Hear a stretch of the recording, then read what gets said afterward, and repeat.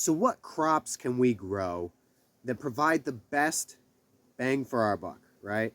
So if we consider our complex carbohydrates, right, the food that gives us the energy to go on through life, uh, things like your potatoes, your sweet potatoes, your yams, your cassava, or your whole grains like your oats, your whole wheat, or brown rice. Those things are relatively cheap and easy to produce at scale. So unless you've got a large garden, it's not likely that those would be your best bang for your buck, especially with how cheap they are to purchase. Your spices, someone might say, well, spices can be grown. So things like maybe your garlic. Well, garlic's also pretty cheap in the stores. Now, when you grow it yourself, the quality and the flavor and the nutrition is far superior in my opinion, especially if you grow it in really healthy, rich, biodiverse soils.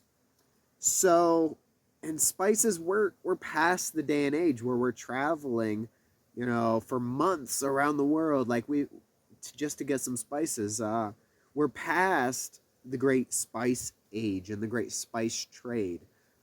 So spices are pretty cheap nowadays, and we have a whole section of the store where you just buy a little container and it'll last you for a while. So spices really aren't, again, another best bang for your buck. So, what should you grow if maybe you've got a very limited space or a limited amount of time to be able to invest in that which you grow?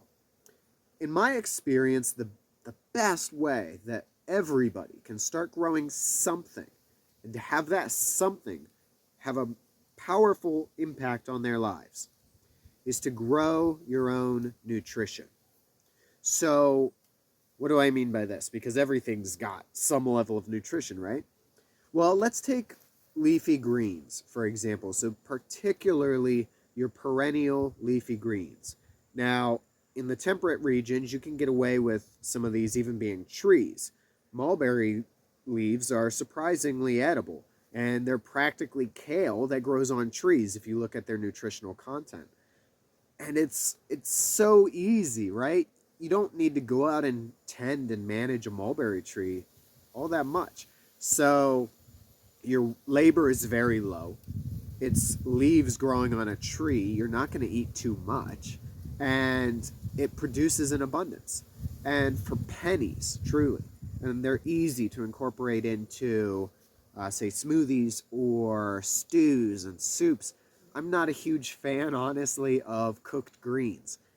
So anytime I can mix them in with like a pasta sauce or another saucy dish or a soup or a stew, you get the nutrition without, much of the overbearing flavor, in my opinion. If you're someone who loves cooked greens, then look at doing a simple little stir fry, including a lot of leafy greens with just a little bit of oil. Or if you want to avoid the oil, then cook it in a shallow amount of water with some seeds or nuts in there, because the fats will help unlock a lot of the nutrition from the leaves, especially like your K vitamins and stuff like that. So leafy greens can be powerful in the temperate climates. Like I said, you've got mulberry. Sassafras is another tree that produces a delicious and delectable edible green, especially when they're young. I remember many times I would just sit by a sassafras tree and just eat the leaves incessantly. They were so good. And fun fact, if you break the leaves and smell them, they smell like Fruit Loops.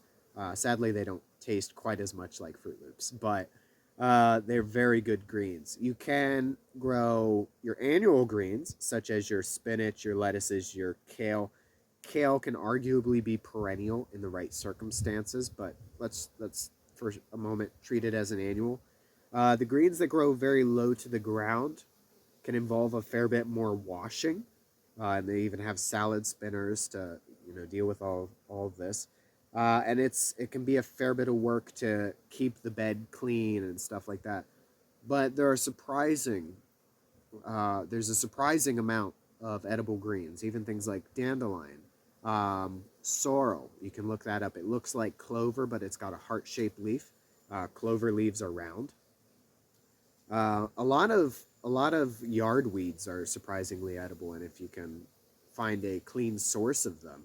It's an easy way to add in nutrition for free if you forage it. But if you select for those plants, then all it might cost you is a little bit of labor.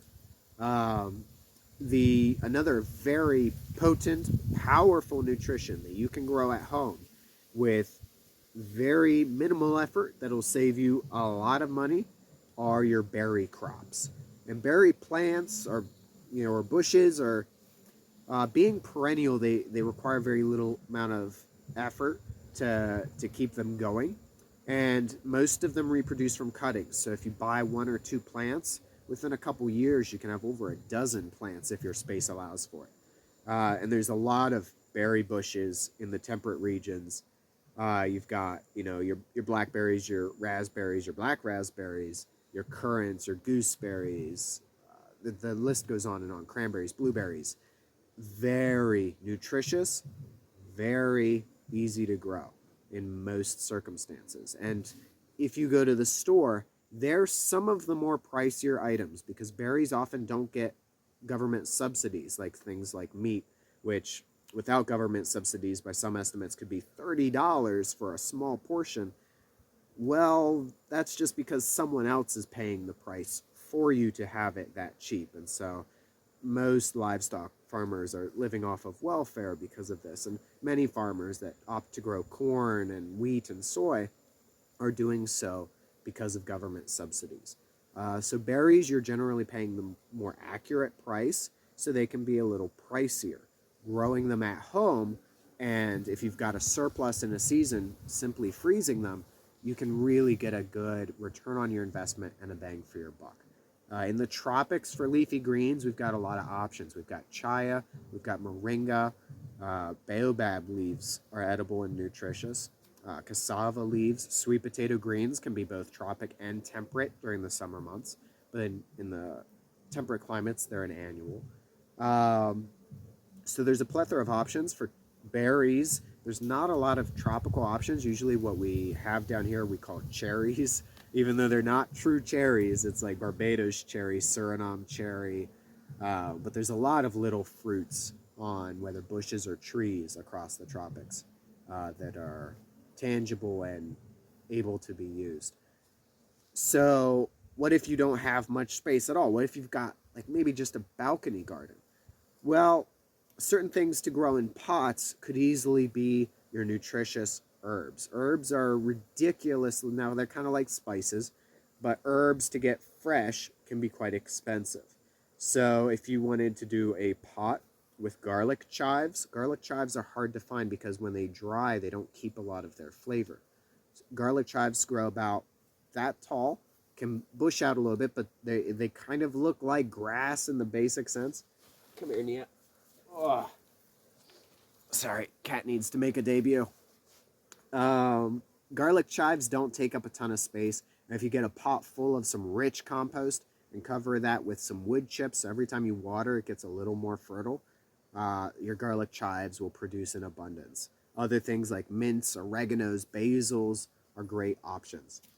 So, yeah, a lot of potential. And when you grow those things, you can add nutrition to any meal that you have, or be able to snack on fruits and berries and the plethora and myriad of foods that are out there. And that'll really give you the best bang for your buck.